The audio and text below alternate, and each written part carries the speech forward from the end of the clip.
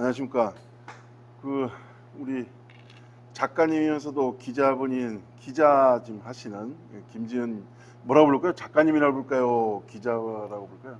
네, 기자가 듣기 아, 좋은데요. 기자.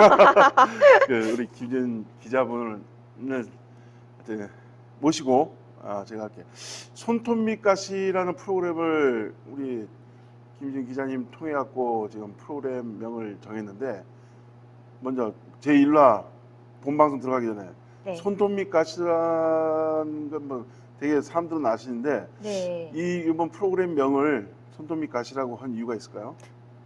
손톱 밑 가시, 그러니까 손톱 밑에 이제 가시가 박혔을 때는 상당히 신경 쓰이고 껄끄럽고 아프고 또 이 부분이 해결되지 않으면 모든 게 이쪽에 집중이 되어 있거든요. 그게 지금 정책과 관련이 있다라고 생각이 들어요. 그러니까 그런 모든 손톱 밑 가시와 같은 일들이 제주에서 너무 많이 발생하고 있기 때문에 이런 방송 프로그램을 하나 맡아서 또 이렇게 재밌게 풀어나가면 어떨까 해서 그 제목으로 정해보았습니다. 자, 그러면 뭐 상당히 기대가 되는데 제가 뭐 말 돌려서 하는 스타일이 아닌데 네. 손톱 밑가시 제가 어쨌든 직격인 풍이 난다? 좀 강력한 그 기운이 있다는 느낌이 들하고 상당히 좋은데 네. 손톱 밑가시가 앞으로 계속 진행이 될 건데 이 방송이 어떻게 진행될 건지 어떤 호스트로서 좀 말씀해 주시죠. 일단은 일간제주 TV에서 제가 진행을 한번 맡아보려고 했었습니다. 근데 진행을 하지 말라는 하늘의 뜻인지 아니요, 진행할 겁니다. 그래요? 누구입니까? 아니 이렇게 만나 뵙게 되었는데요. 저는 이제 이 방송을 통해서 이제 손톱 밑 가시와 같은 이야기들을 짚어내고 또 이것을 풀어내면서 이야기들을 좋은 방향으로 이끌어낼 수 있도록 하겠습니다. 네, 제가 이 프로그램 정하기 전에 김진 기자님께서 상당히 제가 전혀 모르는 분의 뭐 아동 이런 쪽에 제가 상당히 문외한이거든요. 정치 쪽은 나름대로 자신 있는데 이런 쪽은 상당히 모르는데 뭐죠? 여야가 모처럼 한 목소리에 통과시킨 출생통보제, 보호출신제 전혀 제가 좀 모르는 내용인데 먼저 출생통보제와 보호출산제에 대해서 좀 말씀해 주시죠. 출생통보제는 그냥 말 그대로 출생을 통보한다. 누가? 병원이. 그러니까 이전에는 아이를 낳으면 부모가 이제 직접 동사무소를 찾아가지고 이제 아이의 출생 신고를 하게 되었습니다. 그러니까 아이가 병원에서 낳았지만 이제 집에 돌아가서 출생 신고가 안 되어 있는 아이들을 그림자 아이 또는 유령 아이라고 칭해졌었어요. 그러다 보니까 이런 신고가 안 된 아이들이 보호도 못 받게 되고 또 이런 그 사고도 많이 있었습니다. 사망하는 사건에 사고들이 있어서 여야가 진짜 한 번의 의견 없이 이 출생통보제와 출생통보제를 이제 여야가 다 합의가 되어서 이제 통과가 되었고 그러다 보니 이제 그럼 이 출생통보제에 조금 더 부합하는 보호출산제, 그러니까 산모가 병원을 찾았을 때 이걸 비밀로 해주겠다. 그래서 이거 아이를 못 키웠을 때 아이를 키우게 하는 게 제일 목적이지만 그러면 나라가 직접 도움을 줄 수 있는 시스템을 만든 거죠. 그렇게 해서 보호출산제랑 출생통보제가 이제 시행이 되려고 하고 있습니다. 그러니까 이거 보면은 솔직히 뭐 특정 뭐 어떤 부분을 얘기하는 건 아니지만 네네. 되게 보면 뭐 여중생 여고생들이 화장실에서 아이를 낳다 보니까 뭐 그런 안타까운 소식이 있는데 어쨌든 국가에서 이걸 산모하고 아이를 어쨌든 보호해주겠다는 그런 뜻에서 나온 거죠? 네, 근데 이거는 어떻게 보면 산부인과에 방문한 산모들만 해당되는 상황인 거거든요. 그러면은 보시면은 모든 출생의 99.5% 정도가 지금 산부인과에서 아이를 낳고요. 나머지는 그러면 산부인과가 아닌 이제 병원 밖 아이들이라는 건데 이 친구들에 대해서는 이제 어떠한 제도는 아직 만들어지지는 않았고요. 여기는 포함이 안 되는 겁니까? 예, 산부인과에서 만약 이게 지자체적으로 이제 나라에서 이거를 심평원에 그 정보를 전달하는 상황이라면 너무 심평원이 뭐죠? 건강보험 심사평가원이라고 줄여서 심평원이라고 합니다. 거기에다가 말해서 이제 제도를 전달하는 상황인데요. 원래는 이게 외국가 같은 경우에는 직접 국가가 나서서 하고 있어요. 근데 이러다 보니까 산부인과에서도 지금 불만이 많이 쏟아지고 있습니다. 참 대단한 게 요즘 뭐 여야가 첨예하게 맞서면서 마치 뭐 얼굴도 안 본 이런 상황 속에서 어떤 이 법이 여야의 합의로 예. 진행된 것에 대해서 그만큼 시급하다. 그럼요. 그분들이 정치인으로서 활동을 한다. 네. 는 아주 1%의 긍정적인 생각을 가져봤고요. 그러면 이 법이 시행이 언제부터죠? 이제 오는 19일부터 시행이 되고요. 19일이면 7월 19일? 네, 예, 맞습니다. 예. 금요일이죠. 예. 그때부터 시행이 되고 그전 6월 달에 시범으로 운영이 되기도 했습니다. 예. 근데 일단은 산부인과의 불만이 지금 무지하게 쏟아져 나오고 있다. 왜 근데 이게 언론에 왜 이렇게 안 나왔죠? 아직 시행이 안 됐기 때문에 불만이 이제 목소리를 타지를 않았던 것 음. 같습니다. 근데 이제는 19일부터 이제 시행이 되면 직원을 고용을 해서 이 부분을 처리해야 되는 문제점이 있지 않습니까? 그러니까 그런 부분에 대해서 불만이 분명 나올 것이다. 저는 이렇게 생각이 듭니다. 이게 아마 의협 분쟁 진행 중이다 보니까 서로 간에 예. 숨기려고 한 게 아닌가 하는 생각이 네, 들고요. 맞습니다. 잠깐만, 이 제도를 활용하고 있는 다른 나라가 있는가요? 많이 있습니다. 미국도 그렇고요. 뭐 독일도 그렇고 독일과 같은 경우를 저희가 많이 따라가고 있는 건데요. 지금 독일과 같은 경우에는 저희는 산부인과에서 아이 출산을 하면 이제 아이가 그렇게 되는데 독일은 미혼모 출산 제도가 1,800개가 마련되어 있어요. 그러다 보니까 사회복지사 그리고 산부인과 의사. 그러니까 저는 걱정이 되는 게 이 갑작스런 출산을 하게 된 산모들은요 겁이 나기 마련인 거예요. 왜냐하면 누구한테 축복받지 못했고 이걸 숨겨야 했고, 근데 그분들의 입장을 한번 생각을 해본다고 하면 산부인과를 가실 수 있으시겠어요? 저는 조금 두려울 것 같거든요. 그렇죠. 예. 혹시 이건 뭐 저희가 대본이 없다 보니까 상당히 죄송하지만은 어쨌든 간에 아이가 출산된다. 네. 이 나라에는 분명히 남자하고 여자의 부분이 있는데 예. 여자들 부분만 부각되다 이에 관련된 남자에 대한 어떤 제도적 형벌량이 있나요? 그런 부분은 솔직히 없고요. DNA 검사를 해가지고 이제 그 아빠를 찾을 수는 있습니다. 근데 그런 방법이 너무 어려워요. 많이 그렇죠. 어렵고 그리고 만약에 양육비를 청구하거나 이런 문제에서도 지금 많은 걸림돌이 있고 앞으로 나아가지 못하고 있는 상태로 알고 있습니다. 향후 아마 이게 추진되면서 예. 뭐 제도적으로 보완되는 사항이 있겠죠. 예, 맞습니다. 예. 그렇게 되어야만 이게 정말 성공한 케이스가 되지 않을까 싶습니다.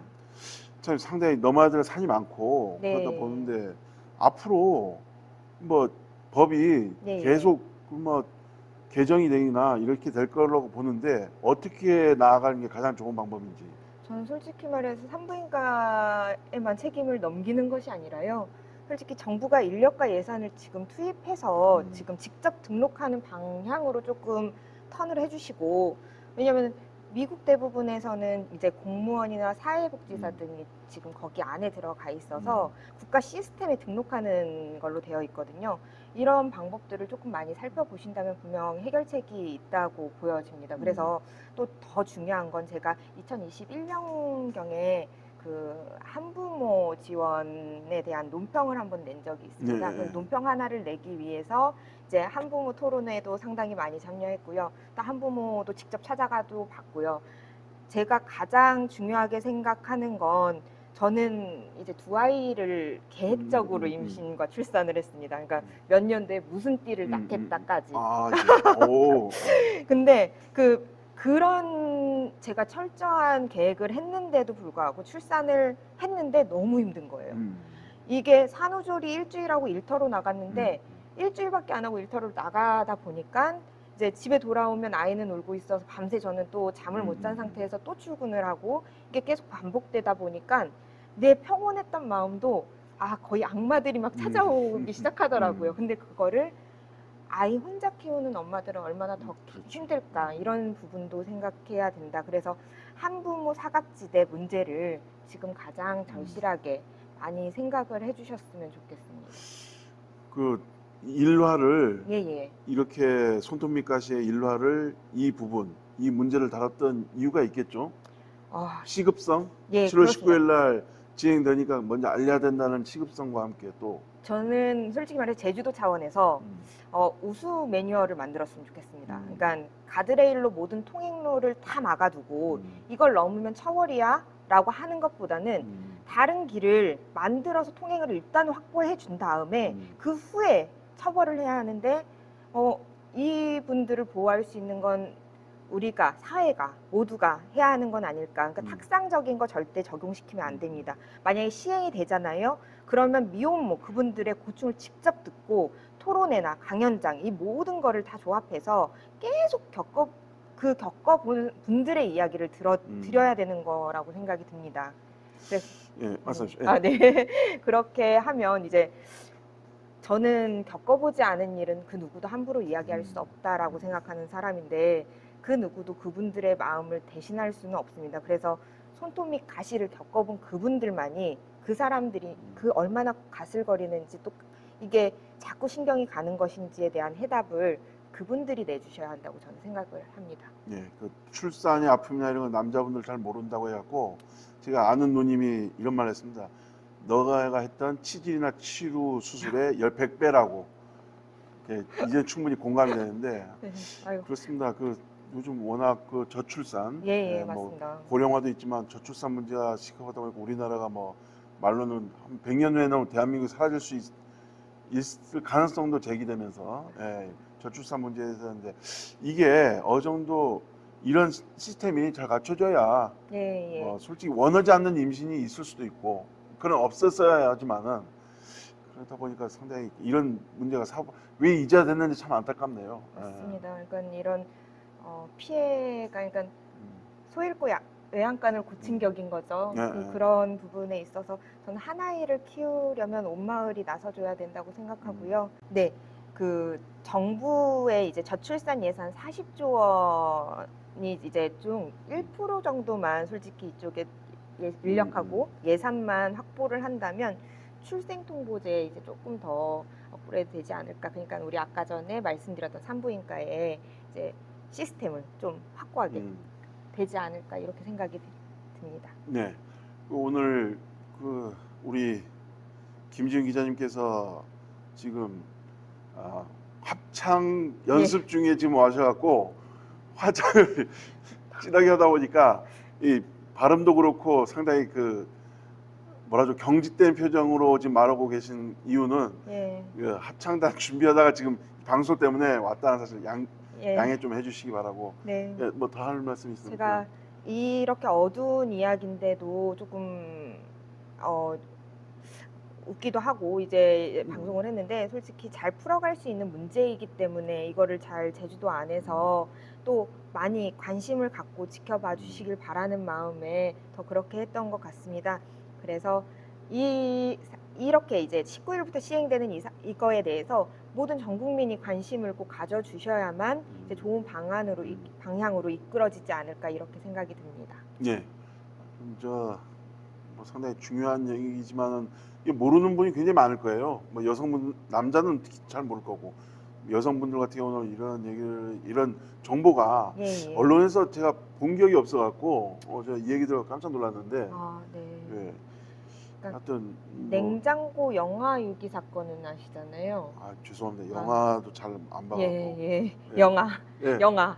아기를 냉장고 안에 사체를 둔 사건. 그런 영화 있었습니까? 아니 영화가 아니라 아기를 영화. 죄송합니다. 제가 귀가 좀 안 들려갖고. 네. 영화. 네, 영화를 이제 그 사건으로부터 이제 시작이 된 겁니다. 이게 그래서 그런 아픔으로 이제 소잃고 아까 전에 말씀드렸던 외양간을 고친 건데 이런 부분이 많이 알려져야 한다는 거. 그래야지만 사각지대에서 이제 아까 전에 병원 밖 아이들 이 친구들도 지킬 수 있어야 되니까요. 이제는. 하여튼 우리 김지은 기자님께서 이거 말씀은 법을 만드는 것 자체가 솔직히 사후 약방문 그 소잃고 외양간 고치는 그런 형식이 되는데 앞으로 법이 만들어졌으니까 토대는 마련해졌으니까 앞으로 개정하면서 좀 더 그분들한테 더 이상 영아들이 안타까운 죽음이나 그다음 그로 인해 갖고 마음의 상처를 산모가 잘못한 게 없잖아요. 솔직히 말해서. 제가 가슴 아팠던 헤드라인 한 줄이 기억이 나는데요. 그 너무 무서워서 화장실에서 낳은 아기 산채로 그냥 쓰레기통에 버린 20대 미혼모. 이 헤드라인이 제 머릿속에 떠나지를 않고 있습니다. 그러니까 얼마나 두려웠을까. 또는 그러면 안 돼요. 절대 그러면 안 되는데 그 분을 우리가 국가가 직접 나서서 사회 시스템이 이미 다 갖춰져 있었다. 미혼모 센터든지 이런 곳이 정말 잘 되어 있었다면 설마 그랬을까? 라는 생각도 저는 해보게 되거든요. 진짜 독일과 같은 시스템이 계속 구축돼서 진짜 산부인과 의사도 사회복지사도 그런 미혼모를 계속 저희가 챙길 수 있다라고 하면 저는 분명 이 법안은 정말 좋게 자리 잡을 것 같습니다. 제가 이 건을 얘기하면서 남성분한테 욕을 많이 먹겠지만 예. 남성분들도 그래 생활이나 뭐 여러 가지 서로 뭐 사랑이나 이런 얘기가 나눌 수 있지만 책임감을 가졌으면 하는 생각을 가져보면서 이 화는 이렇게 줄이도록 하면서 자 다음 2화부터는 이 얘기는 계속적으로 나갈 거고요. 예. 뭐 2화부터는 어떤 식의 뭐 내용을 다루고 싶은지 한번 예고를 하시죠. 저는 지금 관광 쪽 문제도 많이 이슈화가 돼야 된다고 보여져 가지고요. 그렇죠. 좀 너무 제주도 경제가 너무 안 너무 좋고 안 좋죠. 있습니다. 근데 저희도 외도에서 남편이 이제 그 사업체를 갖고 있는데 다 임대. 아. 그 임대가 너무 많이 붙어 있어요. 근데 이런 부분을 어떻게 풀어갈 것인가. 저는 솔직히 외도 같은 지역 같은 데는 관광객이 들어올 수 있는 곳이 아니에요. 해안도로가가 아니라 이렇게 그렇죠. 안으로 들어오는 곳이라서 그래서 자리를 많이 못 잡고 6개월이면은 가게가 생겨났다 사라지고 그러면 그 안에 시스템적으로 뭐 행사든 이제 축제든 이런 걸 개최해서라도 그 안에 머물 수 있는 방안들을 마련해야 되지 않을까 이런 생각도 많이 가져봤었거든요. 그러니까 그게 외도 지역뿐만이 아니라 모든 지역들이 그런 방법들을 마련해 보는 이야기를 나눠보고 싶습니다. 네, 관광부터 시작 뭐 정치도 다룰 거죠? 정치까지요? 너무 뭐 워낙 뭐 영향이 있으시고 뭐 하니까 뭐 전문 쪽이 이런 복지, 보건복지, 사회, 교육, 네. 그 다음에 관광, 하여튼 전반적인 부분 다루는 걸로 하고 2화를 기대해 보겠습니다. 고맙습니다. 네, 감사합니다.